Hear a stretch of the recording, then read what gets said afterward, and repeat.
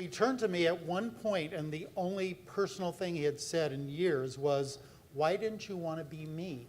Because I've worked my whole life for you, to have you have this. And I turned to him with tears in my eyes, and I said, "You know, I do what you do, I just don't sell beer while I do it."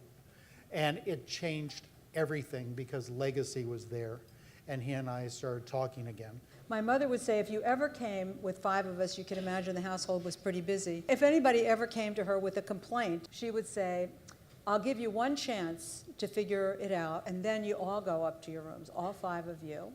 You go upstairs and you find a place, and until you can figure out how you're going to handle this, don't come down." I always say that whenever you talk about families, we're talking about ourselves.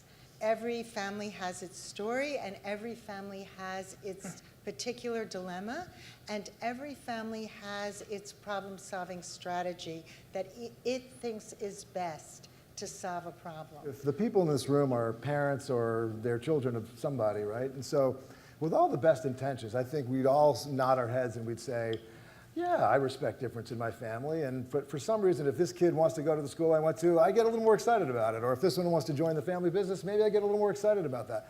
What's going on in that? What's going on for all of us? And how do we deal with that?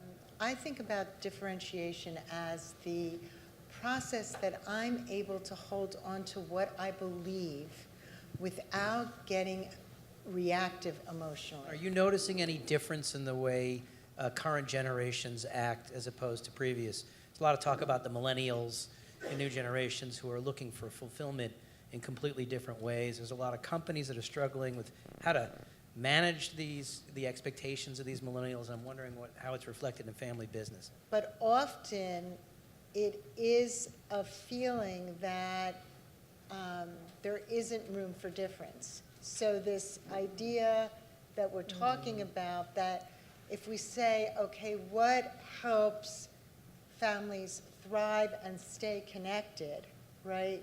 It's making room for difference.